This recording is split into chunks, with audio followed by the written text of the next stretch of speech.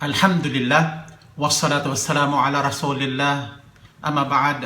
Muli mga ginigiliw kong mga kapatid, assalamu alaikum warahmatullahi wabarakatuh. Noong nakaraan nating aralin ay nabanggit natin ang ilan sa mga naunang bid'a na lumitaw sa huling panahon ng mga sahaba.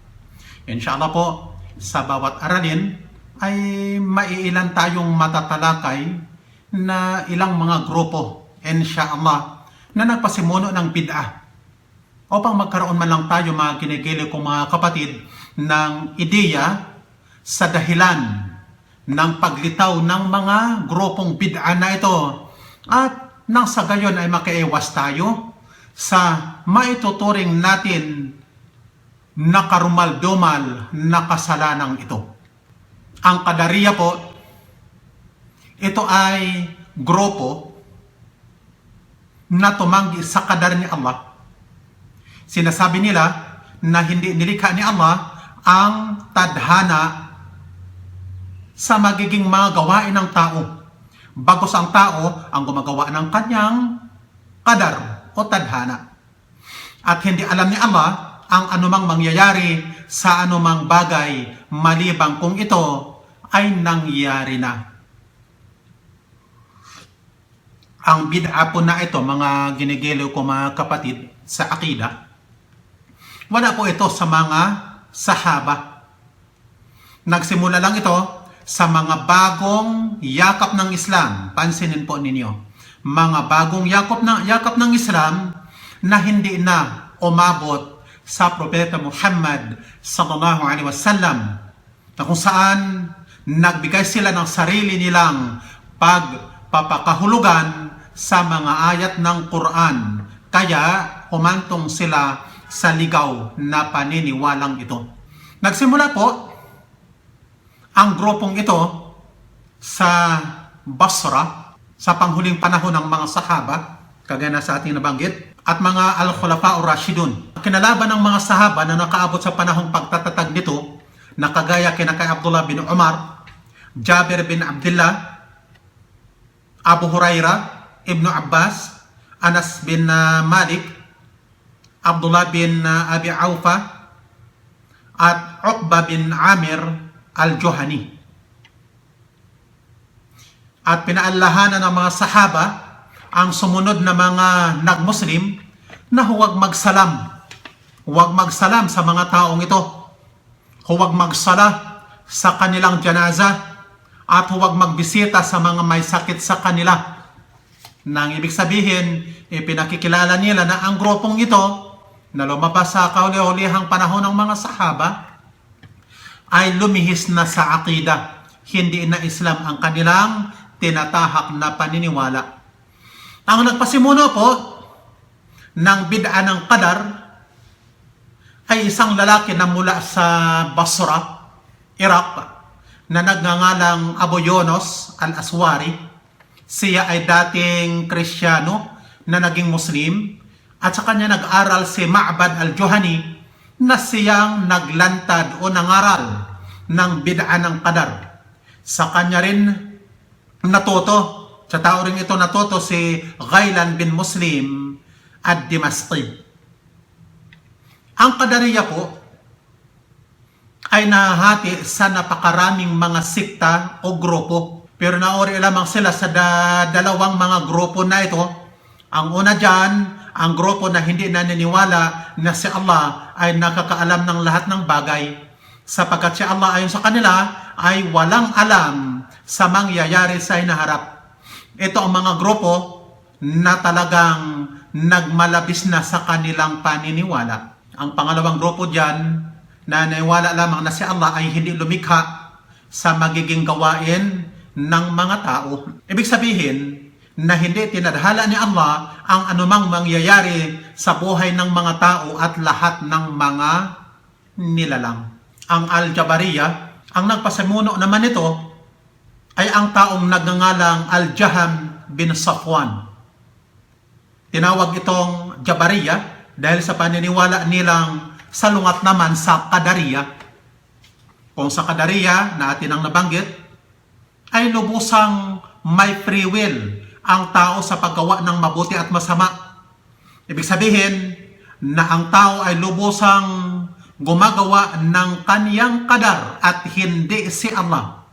At hindi rin alam ni Allah ang anumang mangyayari sa hinaharap.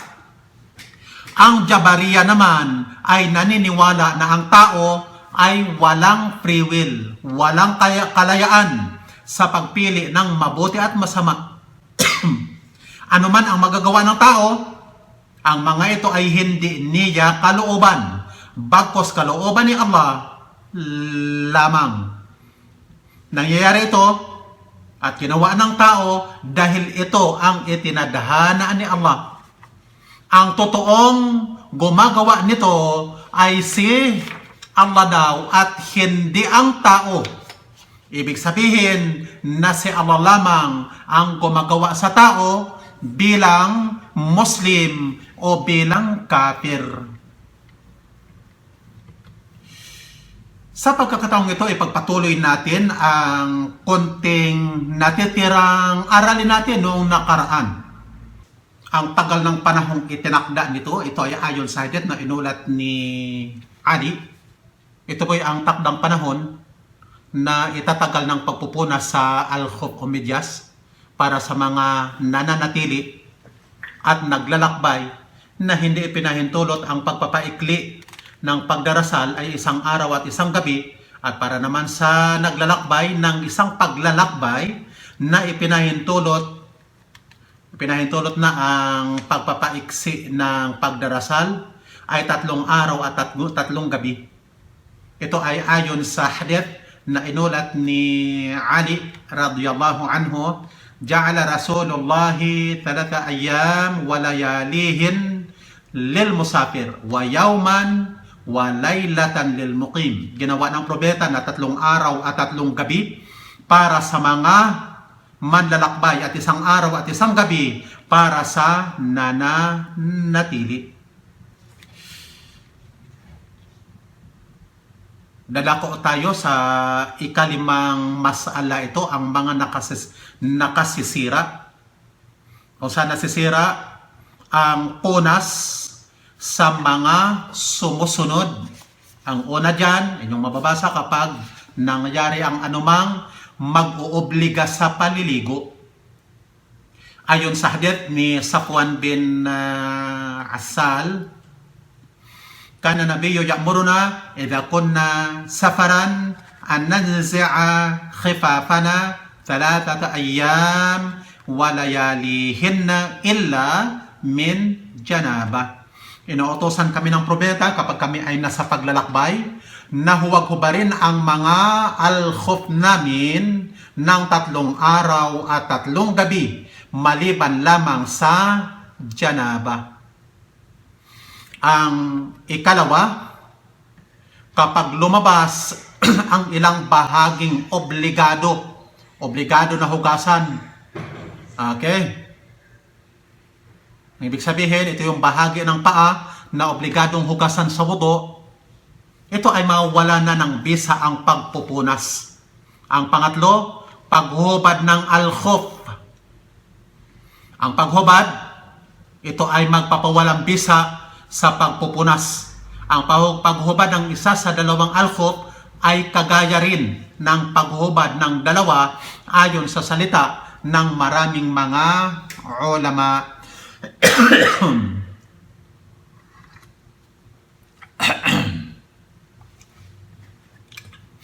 Ang pangatlo o ang pang-apat, ang paghubad ng al-khuf ay magpapawalang bisa sa pagpupunas. Ang paghubad ng isa sa 2 al-khuf ay kagaya rin sa paghubad ng 2 ayon sa karamihan ng mga ulama.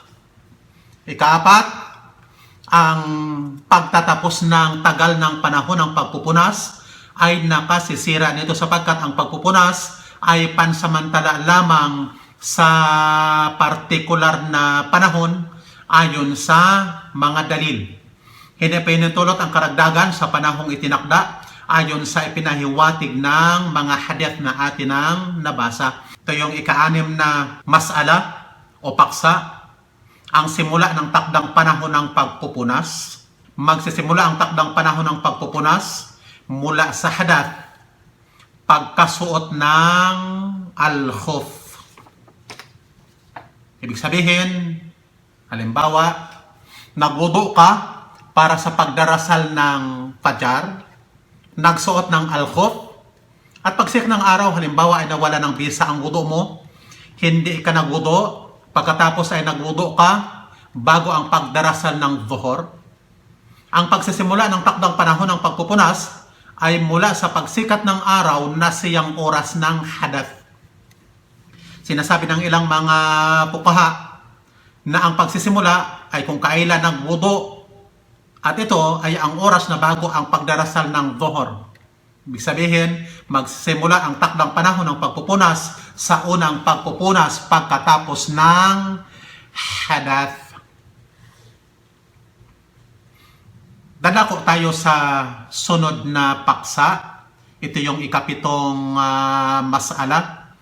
Ang pagpupunas sa balangkat, turbante, at belo ng mga kababaihan. Ang balangkat na tinutukoy, ang inyong makikita dyan, yung kamay na mayroong balot, tinatawag na balangkat, na maaaring nilalagyan yan ng patpat sa kapag nabalian. Ang balangkat, ito ay maaaring patpat at pamatsi. Yung pamatsi na ito, na itinatali sa nabali upang maituwid o idugtong at upang gumaling. Kaya ang mga ito maaaring punasan. Kaya din naman pinupunasan ang madikit na pamatsi at binda sa sugat. Ang lahat ng mga ito ay maaaring punasan sa kondisyon na ang laki nito ay sapat lamang sa kailangan. Subalit, kung sumobra sa kailangan, ay kailangang tanggalin ang sumobra. Ipinahintulot ang pagpupunas sa balangkat, sa hadath akbar at sa asghar. At walang takdang oras ang pagpupunas dito. Bagkus ay maaaring magpunas dito hanggang sa ito ay tanggalin o gumaling na.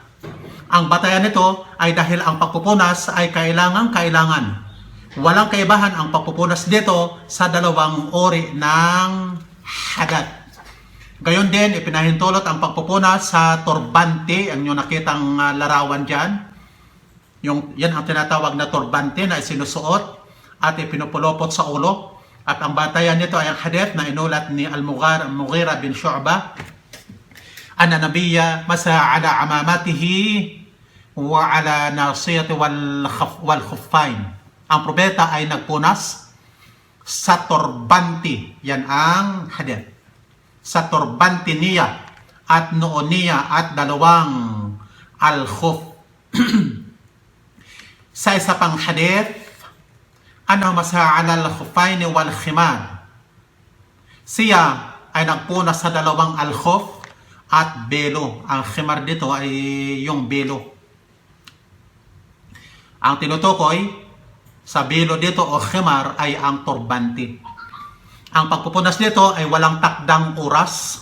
Subalit bilang pagtitiyak, mas mainam na punasan ito sa kondisyon na isinuot ito ng nasa tahara at sa takdang tagal ng panahon na kagaya sa pagpupunas ng al-khuf na atin ang natalakay. Tungkol naman sa belo ng babae, yung naglalambong o hijab, mas mainam lamang ang pagpupunas dito kung may kahirapan sa paghubad nito o sakit sa ulo at ibang mga kagaya nito. Kung ang ulo ay nababalutan ng henna o iba pang balot, ipinahintulot ang pagpupunas dito. Ayon sa ginawa ng propeta sallallahu alaihi wasallam. Bilang pangkalahatan, ang tahara daw sa ulo ay pinadali o pinagaan sa umman na ito. At dadako na tayo sa susunod nating lesson. Ang haid at ang nifas, ito yung mga paksang ating tatalakayin. Inshallah, matatapos natin ito. Okay. Ang unang paksa dyan, simula ng haid at katapusan. Ikalawa, ang mahabang panahon ng haid at pinakamatagal.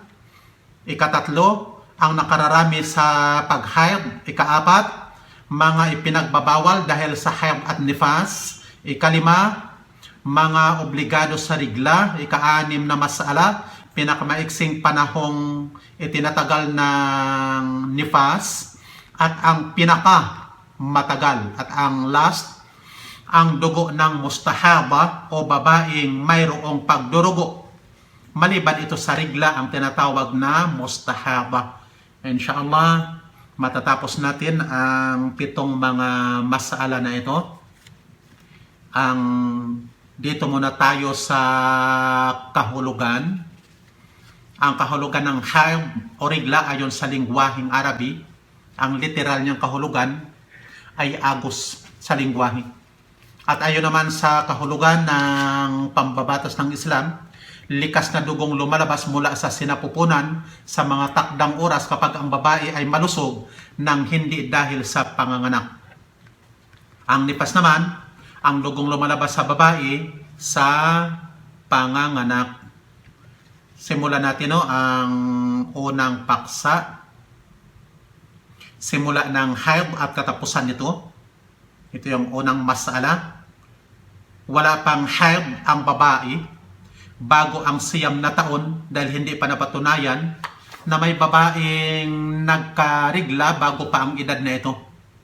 Ito ay inulat mula kay Aisha na nagsabi, "Idha balaghat al-jariyatu 9 sinin fahiya mar'a." Kapag umabot ang babae sa edad na siyam, siya ay isa ng dalaga.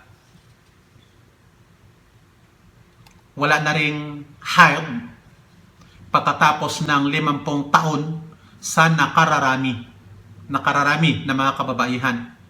Inulat mula kay Aisha pa rin na nagsabi, "Idha balaghat al-mar'atu 50 sana, kharajat min haddil haid." Kapag umabot ang babae sa edad na 50 ay wala ng rigla.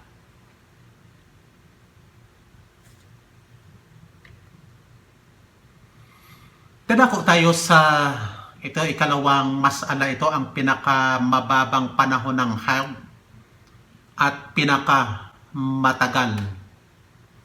Ang tama ay hindi nakatakda ang pinakamababa at pinakamatagal na panahon ng pagririgla. Bagkus ito ay ayon sa kung ano ang nakagawian. Dadako tayo sa sunod na paksa, ikatatlo, ang nakararami sa pag-haid. Yung nakararami. Ang nakararami ay 6 o 7 ayon sa salita ng propeta sallallahu alaihi wasallam kay Hamna bint Jahsh. Sabi niya, "Tahidi fi ilmi Allahi 6 ayyam aw 7, thumma ightasili wa salli 24 yawman aw 23 yawman. Kama yahidun nisa wa yataharna limiqati haidihin wa tahrihin." Ikaw ay magka-haid o magkarigla sa kaalaman ni Allah ng 6 na araw o 7.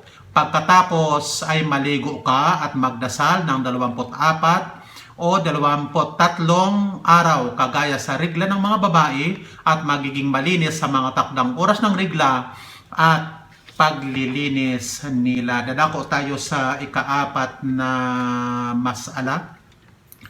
Yung mga ipinagbabawal dahil sa rigla at nifas. Ang una dyan na inyong makikita ay ang pakikipagtalik. Ito ay ayon sa salita ni Allah, "Fa'tazilun nisaa fil mahid." Layuan ninyo ang mga babae sa rigla. Al-Baqarah 222. Sinabi ng propeta nang ito ay ibinaba ang ayan na ito, "Isna'u kulla shay'in illa nikah." Gawin ninyo ang lahat ng bagay, huwag lang ang pagtatalik. Dadako tayo sa pangalawa. Ang pangalawa, diborsyo. Okay? Ayon sa salita ni Allah, "Patalliquhunna li'iddatihinna." magdiborsyo kayo sa kanila sa simula ng panahon ng paghihintay nila, yung iddah. Ito sa Suratul Talaq number 1. Okay. At ayon naman itong yung nakikita sa salita ng propeta kay Umar, nang diniborsyo ng anak niyang si Abdullah ang may bahay nito habang mayroon itong regla. Sinabi ng propeta, murho falyuraji'ha, utusan mo siya na balikan ito. Dadako tayo sa pangatlo na ipinagbabawal dahil sa regla, yung pagdarasal. Ayon sa salita ng propeta kay Fatima bint Abi Habash, Ida akbaratil hayd fada'as sala, kapag dumating ang hayd, itigil mo ang pagdarasal. Ang ikaapat, ang pag-aayuno. Ayon sa salita ng propeta, alaysa ihdakunna idha hadat lam tasum wa lam tusalli, qulna bala, hindi ba kapag nagkarigla ang isa sa inyo ay hindi nag-aayuno at hindi nagdadasal? Sinabi namin, opo. Ang ikalima, ang tawaf. Ayon sa salita ng propeta kay Aisha, nang ito ay mayroong regla, ang tawaf, mga ginigili ko mga kapatid, ito yung pag-iikot sa Kaaba kapag tayo ay mag-umrah o kaya mag-hajj. Ang hadith, if'ali ma yaf'alul hajj ghayra alla tatufi bil baiti hatta tatuhuri. Gawin mo ang anumang ginagawa ng isang nag-hajj. Huwag ka lang magtawaf sa bahay, ang banal na bahay o ang Kaaba, hanggang sa naging malinis ka. Dadako tayo sa ika-6, ang pagbabasa ng Quran. Ito ay salita ng marami sa mga maalam na kabilang sa mga sahaba at mga tabi'in at ng mga sumunod sa kanila. Subalit, kung kinakailangan ang pagbabasa, kagaya sa pangangailangan ng pagbabalik-aral, yung pagre-review sa dati ng namemorya, o pang hindi makalimutan, o kaya ay pagtuturo sa mga kababaihan sa mga paaralan, halimbawa isa kang teacher, gayon din ang mga estudyante, o kaya ay pagbibigkas ng mga dhikr, ito ay pinahintulot. Kung hindi naman kinakailangan, ay mas mainam na huwag magbasa, kagaya sa sinabi ng ilang mga pantas sa Islam. At ang ikapito, ang paghawak ng Quran. Ayon ito sa salita ni Allah subhanahu wa ta'ala mismo, la yamassuhu illa al-mutahharun. Walang nakasasaling dito kundi ang mga dalisay. Al-Waqi'ah 79. Kaya sa mga hahawak ng Quran, siguraduhin ninyong tayo ay may mga wudu. Dadako tayo sa ikawalo, pagpasok at pananatili sa masjid ayon sa salita ng propeta sallallahu alaihi wasallam, la uhilul masjid lil junub wala haid. Hindi ko pinahintulot ang masjid sa junub at may regla, na kung saan inilapit daw ng propeta ang ulo niya kay Aisha habang siya ay nasa silid nito, nasa kwarto. Sinusuklay ni Aisha ang buhok ng propeta habang siya ay may regla at nasa gilid ng masjid. Ipinagbabawal sa babae ang dumaan sa masjid kung nangangambang madumihan niya ito. Subalit, kung nakatitiyak naman na hindi madudumihan, hindi rin ipinagbabawal. Dadako na po tayo mga kapatid sa ikalimang masala, yung mga obligado sa regla, yung mga obligatory. Una dyan, obligado ang paliligo.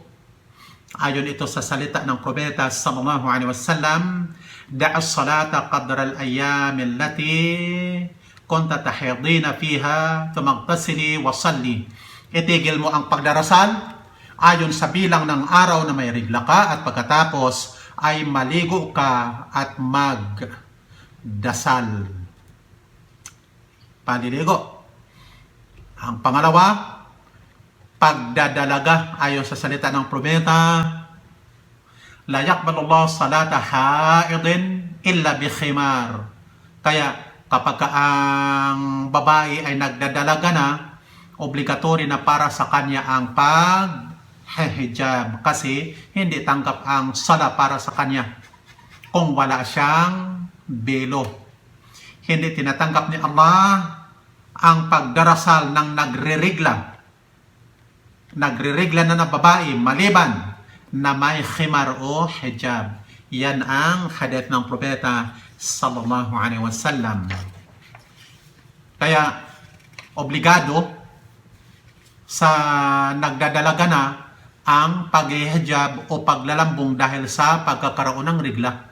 Ito ay nagpapahiwatig na nagsisimula ang obligasyon ng babae kapag nagkaroon na ng regla, at ito ay nangyayari kapag nagdadalaga na. Dadako tayo sa pangatlo, pagbibilang ng idda o panahon ng paghihintay. Okay? Nagtatapos ang idda ng mga babaeng diniborsyo sa pamagitan ng mga pagre-regla sa mga nagkakaroon pa. Ayon sa salita ng Allah, wal mutallaqatu yatarabbasna bi anfusihinna thalathata quru. Ang mga babaeng diniborsyo ay mag-aantabay sa mga sarili nila ng 3 quru. Ang quru, yung buwanang dalaw. Ito ay sa Suratul Baqarah 228. Ang tinutukoy na buwanang dalaw ay ang pagririgla.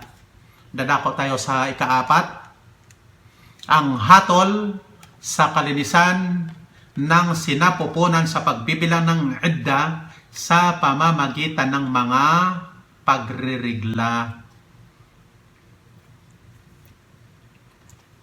Pansinin, kapag naging malinis ang may rigla o nifas bago ang paglubog ng araw, ay obligado para sa kanya ang pagdarasal ng dhuhr at asar ng araw na ito. Kapag naging malinis naman ang dalawang ito bago pa pumasok ang fajar, ay obligado para sa kanya ang pagdarasal ng maghrib at isya ng gabing ito.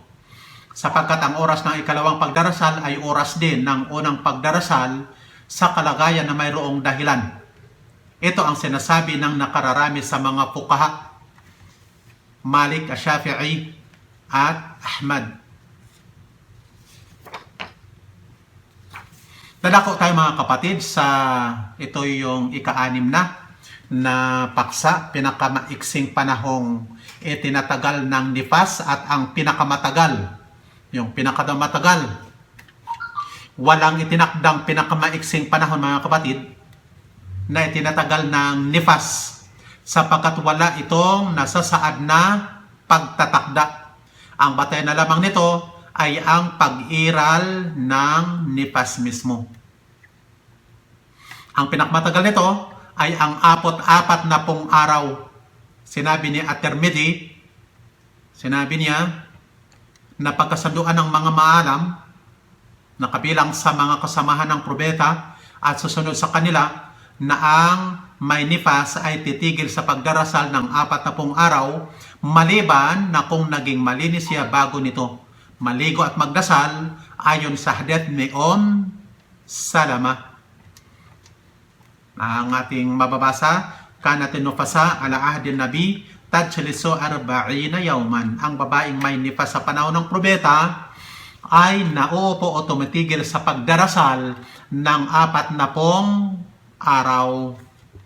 Okay? Dadako tayo sa susunod na masala. Mukhang na-corrupt ang ating presentation. Ang dugo ng mustahaba, ito yung mustahaba, ito yung babaeng mayroong pagdurugo maliban sa rigla.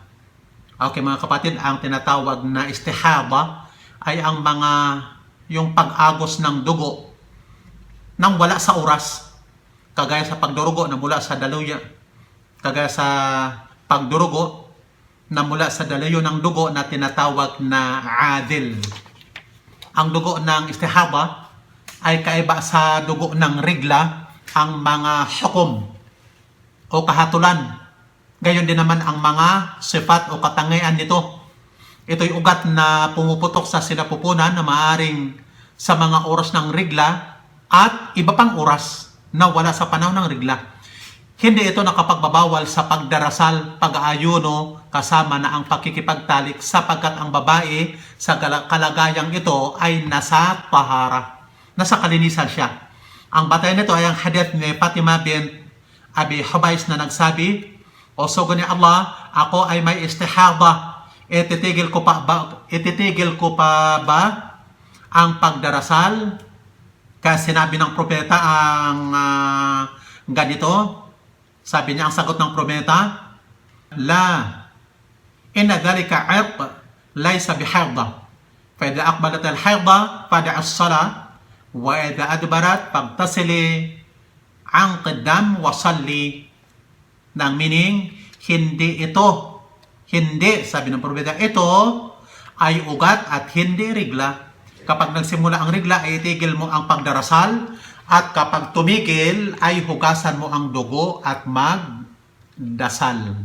Obligado sa babae ang panliligo pagkatapos ng pagre-regla, at sa istihaba naman, at hindi kailangan niyang hugasan ang ari at maglagay ng puton o pantapal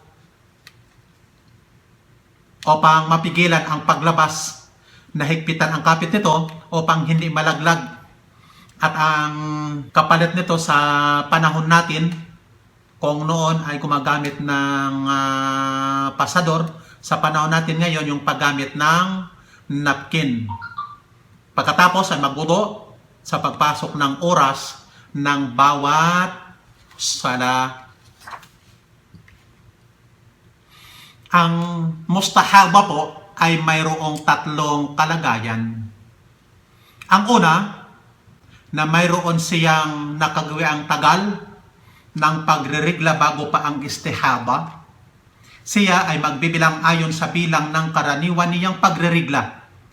Hindi itigil ang pagdarasal, pag-aayono, at ito ring ang mga bilang ng araw na ito ay pagre-regla. Kapag natapos na ang bilang ng pagre-regla ayon sa nakagawian, siya ay maligo at magdasal, at ito ring ang dugong lumabas na dugo ng istihaba.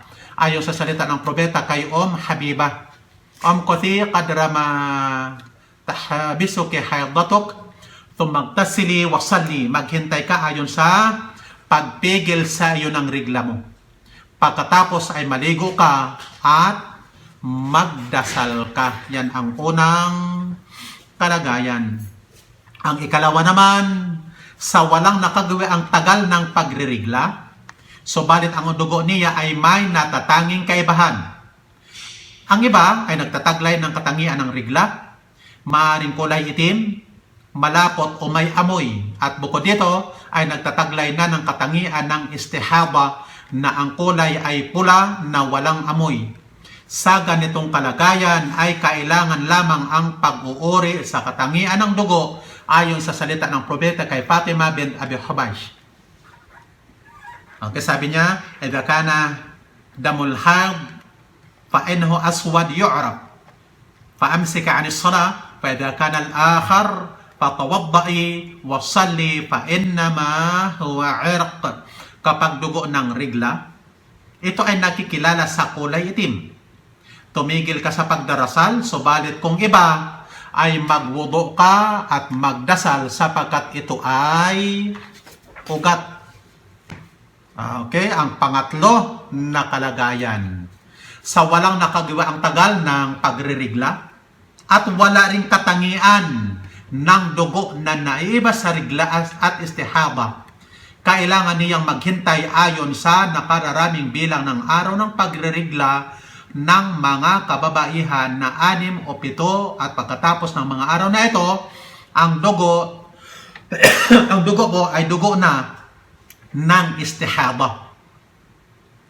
Nahugasan niya at pagkatapos ay magdasal at mag-ayuno ayon sa salita ng propeta kay Hamna bint Jahsh, "Innama hiya rakba minasyaitan." فتحيضي 6 أيام أو 7 أيام ثم اغتسلي فإذا استنقعت فصلي وصومي فإن ذلك يجزئك. Ito lamang ay tulak na mula sa demonyo. Magregla ka ng 6 o 7 araw at pagkatapos ay maligo ka. Kapag nalinis ka na ay magdasal ka at mag-ayuno sapagkat iyon ay sapat na para sa iyo. Ang kahulugan ng tulak na mula sa demonyo, na ang demonyo daw ang gumagalaw sa dugong ito. Okay, hanggang dito lamang tayo mga ginigiliw kong mga kapatid. Subhanakallahumma wa bihamdika asyhadu an la ilaha illa ant astaghfiruka wa atubu ilaik. Wassalamu alaikum warahmatullahi wabarakatuh.